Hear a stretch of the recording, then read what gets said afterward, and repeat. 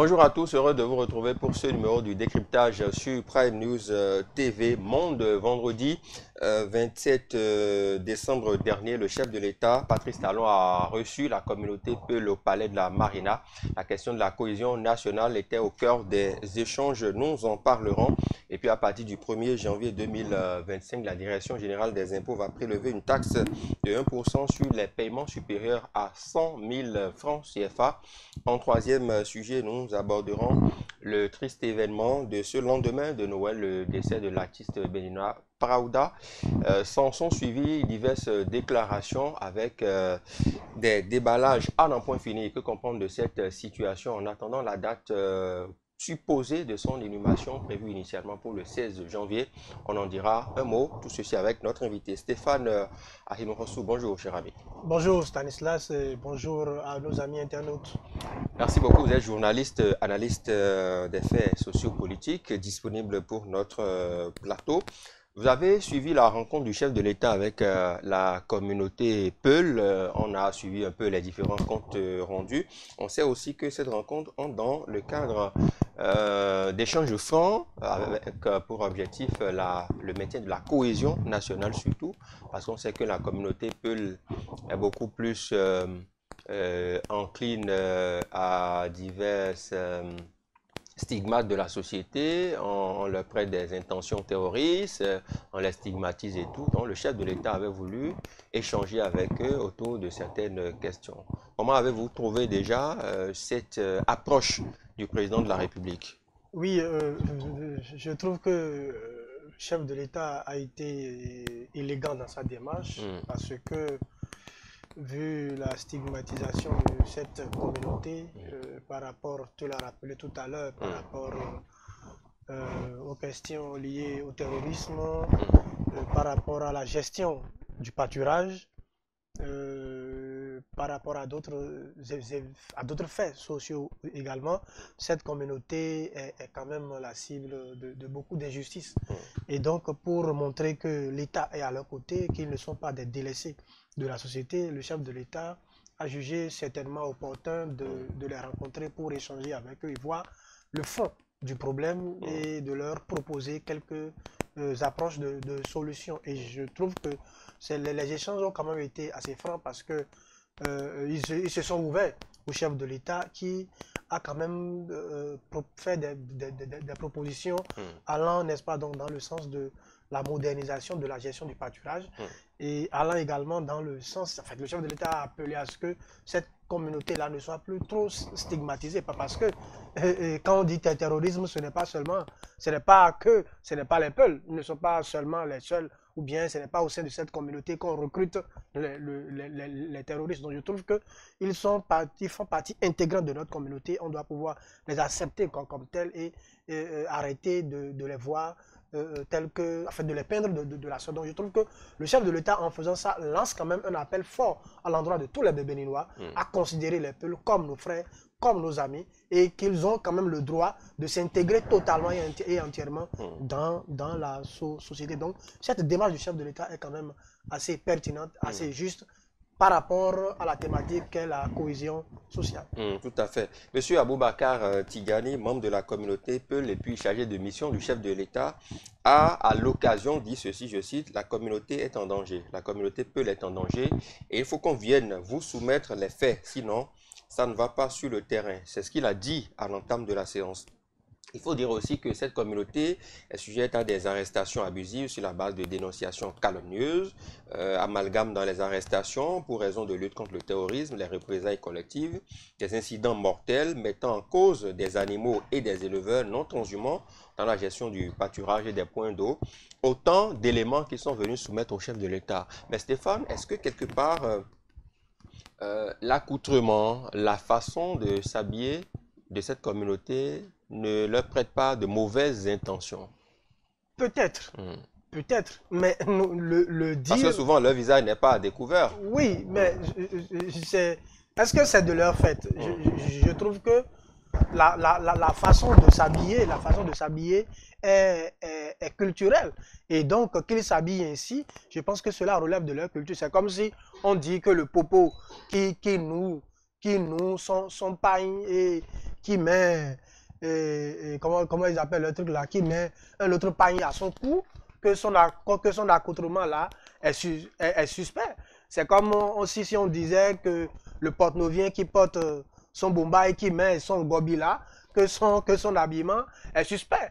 Donc je trouve que c'est leur façon de s'habiller. Ça ne devrait pas être suspect, ça ne devrait pas poser problème. Mais donc, pour les cas que vous citez là, oui, le visage tout au moins est à découvert. Oui, mais pour eux, même on a vu les images au Palais de la République, il y en a dont on ne voit pas forcément le visage ni le nez, dont on ne sait pas qui se cache derrière. Est-ce que ce n'est pas de ça que profitent certains individus mal intentionnés? Peut-être que c'est vrai que l'accoutrement peut prêter à confusion. Mais on ne peut pas... On ne sait pas qui est derrière. On ne sait pas qui est derrière, mais on ne peut pas indexer ça du doigt parce que c'est un fait culturel. Maintenant, on peut essayer de les sensibiliser, de leur dire que cette façon de faire, c'est comme si en se promenant dans la ville, ils portaient des cagoules. Donc, on peut les amener à peut-être abaisser un peu de manière à ce que leur visage soit quand même visible et perceptible. Donc, c'est une sensibilisation qu'on doit faire pour qu'ils essaient d'adapter leur façon de s'habiller au mode sécuritaire qui sont de mise. Mais cela ne devrait pas être un prétexte pour les stigmatiser parce qu'ils sont dans leur tradition.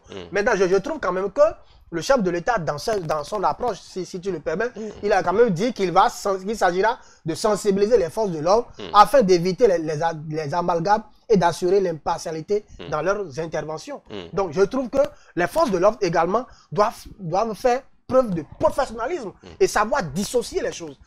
Quand vous suspectez quelqu'un, vous ne pouvez pas prendre pour seul critère son apparence physique. Il faut aller au-delà de l'apparence physique. Donc, il faut approfondir, n'est-ce pas, donc, les investigations avant de procéder à des arrestations. Donc, je trouve que le chef de l'État, en menant cette démarche, lance quand même une alerte claire qui, d'une manière ou d'une autre, profite à cette communauté-là. D'accord. C'était une belle séance à bâton rompu où les langues se sont déliées. Il y a une dame qui a donné un témoignage. Elle a été expropriée, l'affaire est allée en justice. Et puis après, bon, il y a eu assez de choses. Mais le chef de l'État a fait des promesses que voilà, il y aura des réformes et il les a invités quand même à dénoncer ceux-là qui, parmi eux, voilà, ternissent l'image de leur communauté. Voilà, on va passer au second sujet, 1er janvier 2025, date donnée par la Direction générale des impôts pour désormais prélever des taxes minimum de 1% sur tout paiement qui va au-delà de 100 000 francs CFA. Qu'est-ce que vous en dites? Bon, je trouve que le chef de l'État poursuit sa dynamique, qui est une dynamique de réforme. C'est vrai qu'on avait déjà dit qu'il n'y aura pas de nouvelles taxes dans la nouvelle loi de finances, la loi de finances de 2025. Bon, moi, ça m'a surpris qu'on parle encore maintenant de 1% sur tout paiement qui excéderait en espèces. Oui, tout à fait. De 100 000 francs. Bon, je crois que c'est quand même une réforme fiscale qui s'inscrit dans la logique de ce gouvernement de renflouer les caisses de l'État. Parce qu'on a compris que depuis que ce gouvernement est là, il trouve quand même les moyens nécessaires pour renflouer les caisses de l'État. Donc, sachant également que notre économie est une économie assise sur les recettes fiscales, c'est quand même normal que le gouvernement puise de son génie pour trouver les ressources. Maintenant, la vraie question qu'on peut se poser, est-ce que ça n'est pas de trop? Ça n'est pas de trop, surtout que on est en fin de mandat. Est-ce qu'il faut commencer? Il faut continuer par prélever des taxes sur. Maintenant, le gouvernement a justifié que c'est pour faciliter la fluidité au niveau des transactions, éviter les transactions illicites, favoriser le paiement bancaire par Momo, etc. Tout ça. C'est normal, nous sommes à l'ère du numérique, mais il ne faut pas oublier que le faire, j'allais dire, c'est oppresser, ou bien c'est mettre c'est mettre une pression fiscale supplémentaire sur la population, sur les entreprises, etc. Donc le gouvernement doit être aussi regardant. C'est vrai que c'est lancé, il y a plus de retour à faire, c'est lancé, mais c'est que il faut pour ces choses sensibiliser à l'avance. Sensibiliser à l'avance. Parce que d'une manière ou d'une autre, même si on veut enlever, le Béninois a déjà habitué à toucher à son argent. Il est habitué à toucher à son argent. Maintenant, si on veut tout faire par le numérique ou bien tout faire numériquement, c'est qu'il y a un problème. Au-delà de ce que l'État peut engranger, il y a que on veut arrêter un mécanisme, j'allais dire traditionnel, auquel on était déjà habitué de façon brutale. Hein? Parce que ce ne serait pas facile de dire que je veux te payer 100 000 francs, mais je peux te remettre ça. Tu es devant moi, je peux te remettre ça. Mais je suis obligé maintenant de faire ça par bon parce que non, je trouve que parfois il y a des choses quand on veut faire, il faut pouvoir faire de la sensibilisation parce qu'on ne devrait pas oublier le fait que au-delà de l'aspect économique, il y a quand même un aspect sociologique dont il faut tenir compte. Tout à fait. Il y a des commerçants dans les marchés. Vous avez un produit qui coûte 105 000 ou 110 000. Voilà, vous remettez le produit, on vous remettait l'argent en espèces. Désormais, ce n'est plus possible. Et puis, quand on te remet l'argent comme ça dit il y a une joie. Il y a une joie. Cette joie-là, on est en train de prendre ça aux commerçants. Le gouvernement est en train de vous couper votre joie. Oui, parce que quand tu prends l'argent frais en main comme ça, il y a une joie. Maintenant, quand on t'envoie ça, tu constates, bon, ça veut dire qu'on s'habitue. La joie diminue. La joie diminue, on s'habitue à ce mode de paiement. Parce que souvent, tu veux du cash, tu veux de trucs là sur place. On te remet, je sais pas, des chèques ou bien on te dit... Non, mais tu te dis, mais le gars peut me remettre, mais il me dit, c'est dans 2 jours que je vais prendre parce qu'il y a un système de bancarisation. Ça pose problème dans la pratique. Tout donc, à fait. si je vais au marché et que je vais acheter, je sais pas, un truc chez la dame qui vend ses pailles, et puis j'ai 100 000 francs, je suis obligé, je délivre chèque. Pareil, je n'ai pas de l'argent sur mon Momo. Autant de questionnements. Donc, au-delà vous allez vous y habituer. Bon, donc au-delà de l'aspect économique, il y a l'aspect sociologique. Donc, les gens peut-être sont obligés, s'ils n'ont pas de l'argent sur leur Momo, ils sont obligés maintenant de se trimballer dans les marchés avec des chèques. Tout à fait. Ou bien carrément, ils vont diminuer. Si c'est payé pour 101 000, ils vont peut-être acheter pour 90 000 et compléter le reste. Voilà, ça c'est des contournements. Ça, c'est des contournements. Mais quand ils ont amené le truc là, le reçu qu'on prend, comment ils appellent ça? La facture normalisée. La facture normalisée. Voyez-vous, parfois, tu vas dans un supermarché, tu achètes, on te dit, bon, est-ce que tu veux facture normalisée ou bien tu veux l'autre facture? Ça dit qu'on oblige les gens à faire des gymnastiques. Je ne dis pas que ce n'est pas bien. Ce n'est pas bien. C'est que c'est bon si, au niveau économique, on veut contrôler le flux financier, etc. Tout ça. C'est normal, c'est bien. Mais je dis que quand on veut le faire, il faut du temps, il faut de la méthode pour arracher certaines habitudes. Sinon, on va le faire, mais sur le terrain, les gens vont continuer par contourner le mécanisme. Et comme je me plais à le dire, on ne peut pas régler toutes les questions sociales par des tests, des décrets, des arrêtés, etc. Il faut y aller aussi par la sensibilisation. Parce que c'est sur l'homme que nous agissons et non sur des animaux. Tout à fait. Vous l'avez dit, Stéphane, il y a une certaine joie quand vous remet l'argent en espèces. Le comptage déjà de l'argent, le fait de compter ça pour savoir que ça c'est pour moi, c'est une certaine joie qu'on est en train de nous enlever comme ça. Absolument. Parce que quand c'est en espèces et quand c'est sur Momo, c'est pas forcément la même chose. C'est pas la même chose. Et puis l'expérience est en train de montrer que quand l'argent est sur Momo, ça va vite que quand c'est en main. Parce que quand c'est en main, tu essaies de faire ton calcul. Mais quand c'est sur Momo, parfois c'est quand ça dit tu veux faire un autre achat que tu te rends compte que l'argent a considérablement baissé. Donc ça aussi, c'est un autre problème. Il va falloir nous faire une éducation financière pour qu'on puisse s'habituer à ces choses. Oui, tout à fait. Stéphane, merci beaucoup. En tout cas, vous dites la réalité de ce qui se passe. Dernièrement, j'ai un ami qui voulait faire une transaction sur Momo. Et puis, voilà. Il est allé faire la transaction. Il dit de lancer un retrait de 20 000, il va valider. Et les gens lui disent fonds insuffisant. Il dit non, j'ai l'argent. On lui dit encore fonds insuffisant. Après, il dit, oui, je me rends, oh là là, j'avais déjà fait un achat avec, voilà, donc c'est pas facile, c'est pas facile ce que vous dites.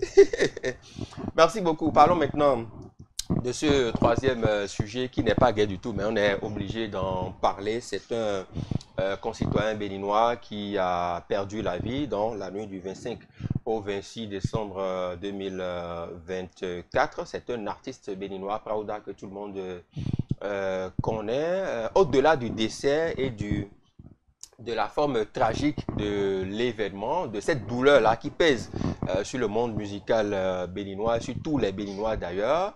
Ce sont même cette polémique qui ont largement été relayées sur les réseaux sociaux qui attirent beaucoup plus l'attention maintenant. On parle de sa compagne qui aurait disparu quelques jours après, de la porte de la maison qui aurait été défoncée, de la famille qui demande à qu'on fasse une autopsie avant l'inhumation, de différentes versions qui entourent les causes probables du décès. Stéphane Ahinou Hossou, où se situe-t-on en réalité par rapport à cet événement douloureux?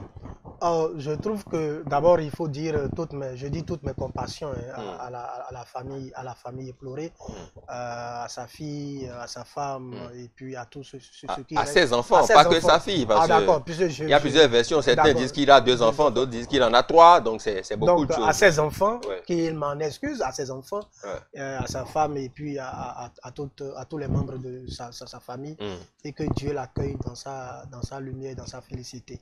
Et ce drame, cette mort prématurée, inattendue de l'artiste Praouda, exposée sur les réseaux sociaux, pose également un autre problème. C'est-à-dire que lorsque il n'y a plus de distinction entre la vie publique et la vie privée, c'est qu'il y a véritablement un problème. Et tous les problèmes qu'il y a sont exposés sur l'espace public et on en débat comme on veut. Je pense que celui qui est mort a besoin quand même d'être entouré d'honneur.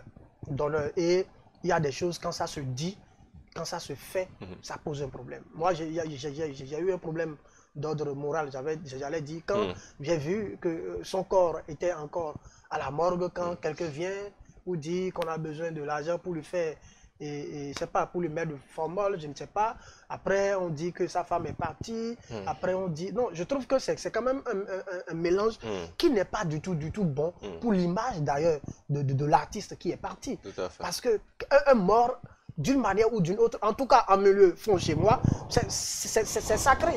Le mort est sacré. Il rentre dans l'ordre des divins. Donc, à partir de ce moment-là, on ne peut pas l'exposer à tout va de cette manière-là. Je trouve que c'est quand même un drame social auquel nous assistons. Il va falloir que ceux qui se disent TikTokers, influenceurs ou tout ça, il va falloir qu'on les éduque. Il va falloir qu'on les éduque parce qu'aujourd'hui, TikTok est devenu carrément autre chose. Est devenu autre chose. Est-ce que c'est parce que l'artiste... Justement, c'est parce qu'il était un artiste, justement, que cela suscite autant de commentaires. Est-ce que ce n'est pas ça aussi, le côté artiste qu'il a eu de son vivant? Oui, peut-être le côté artiste et puis lui aussi de son vivant un peu le côté TikToker aussi parce qu'il est tout le temps, il était tout le temps sur TikTok. Mais c'est possible, c'est possible. Parce que sa vie a tout le temps été exposée, on le voyait avec sa famille. Est-ce que vous comprenez les tiraillements entre sa famille, ses frères et puis la présumée compagne avec qui il est resté jusqu'au déclenchement de tout ce qu'on a su? C'est une guéguerre complètement inutile. Complètement inutile parce que, c'est-à-dire, enfant, on dit, mais quoi nous avons ça dit qu'il faut d'abord enterrer dignement celui qui est disparu. Et puis après, vous réglez vos problèmes. Mais le défunt est encore là. On ne l'a pas encore accompagné à sa dernière demeure. Il est encore là. Son esprit est en train d'errer. Mais vous trouvez à discuter des trucs complètement futiles, puérils.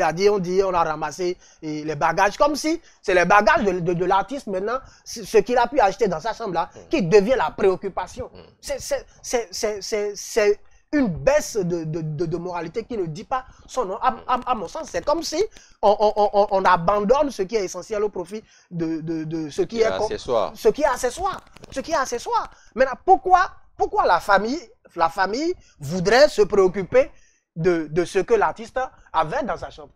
Est-ce que cela n'appartient pas à ses enfants et à sa femme? Maintenant, pourquoi la femme décide de venir défoncer. Ça aussi, c'est des interrogations. Mais semble-t-il, selon ce qu'on a lu, on est obligé de se prononcer au conditionnel. Oui. Semble-t-il, selon ce qu'on lit sur les réseaux, sur TikTok et autres, que celle avec qui il est resté jusqu'au déclenchement du malaise n'est pas celle qui lui a fait des enfants. Donc, les frères se posent des questions aussi. Oui, absolument. Mais il faut, à mon sens, il faut respecter la dernière volonté du défunt. Et en l'espèce, on peut dire que s'il a décidé de rester avec celle-là, c'est peut-être sa dernière volonté. Donc, il faut pouvoir la respecter. Maintenant, ce que moi, je ne comprends pas, c'est pourquoi celle-là aussi, je ne la juge pas, mais je cherche de comprendre. Pourquoi elle décide de venir ramasser. Est-ce qu'elle a eu l'impression qu'on veut on veut lui prendre les choses qui appartiennent à son mari? Est-ce que c'est son mari à elle seule? Est-ce que les enfants, ce que le père a n'appartient pas aux enfants? Bon, donc tout ça là, mis ensemble, on se demande fondamentalement pourquoi ce n'est pas après avoir inhumé l'artiste qu'on se met à... Donc c'est comme si on attendait sa mort pour commencer par réclamer des choses ou bien par disputer de matériel. Mais sur les causes, justement, beaucoup ne s'accordent pas. Certains estiment que, vu ce qui a été révélé à l'hôpital, puisqu'on a dit qu'on l'a retrouvé dans un état critique, après on a parlé d'une veine au niveau de la tête et tout ça, certains se sont demandé, est-ce qu'il se serait bagarré avec sa femme en question? Est-ce qu'il serait tombé? Est-ce qu'il a eu un accident? Justement. Assez de questionnements, puisque dès les premières heures de l'annonce de son décès, on avait parlé d'un accident cardiovasculaire, mais après, ça a évolué. Ça a évolué, oui, ça a évolué effectivement. Maintenant, ce qui va trancher, c'est l'autopsie. C'est l'autopsie et c'est le seul moyen pour savoir vraiment ce qui a pu.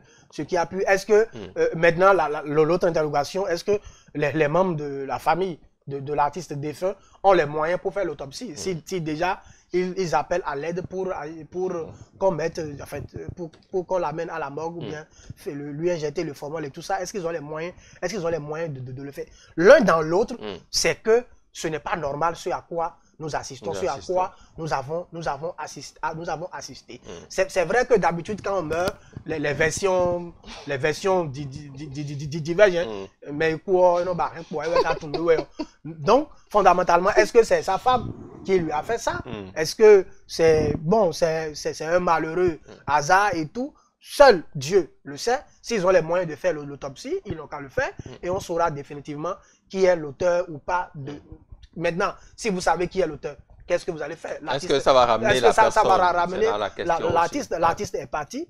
Et donc, je trouve que c'est malheureux. Ceux qui vont en partie, ce sont ses enfants. Parce que d'une manière ou d'une autre, nous, on connaît un peu le mécanisme. Donc, quand on va l'enterrer, les femmes étant jeunes, vont retrouver d'autres amants qui vont bien les entretenir.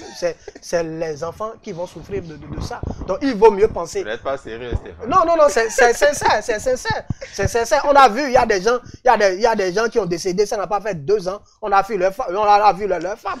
Donc, au regard de tout ça, moi, je considère même que tout ce à quoi on s'attache dans cette vie-là est complètement éphémère. Rien ne nous appartient, même nos femmes auxquelles nous attachons si tant. Sagouan Danialou a bien justement su le dire dans son titre Amonde et bien, bien évidemment, rien ne nous appartient, tout est éphémère. Et ça me rappelle quand le pasteur Marcelo Tounassi avait perdu sa femme. Et il a dit dans l'une de ses publications, il remerciait le Seigneur de lui avoir prêté la dame pendant 18 années. Donc c'est assez fort quand il dit merci de me l'avoir prêté. C'est tout dit, quoi. Rien ne nous appartient. L'hôtel, notre argent, tout ce qui va avec, tout ce qu'on pense pouvoir nous appartenir ne nous appartient pas. On va juste souhaiter que l'âme de l'artiste Praouda repose en paix et qu'il bénéficie quand même de l'inhumation digne de ce qu'il a proposé. Voilà, pendant sa jeune et courte carrière, il a fait objet de polémiques de son vivant et il en fait aussi après sa mort. C'est assez triste. C'est assez triste. Voilà ce qu'on pouvait dire. Stéphane, merci beaucoup. Merci Stanislas. Merci à toutes et à tous de nous avoir suivis. C'était votre décryptage sur Prime News TV Monde désormais. Habituez-vous à cette nouvelle appellation. À demain.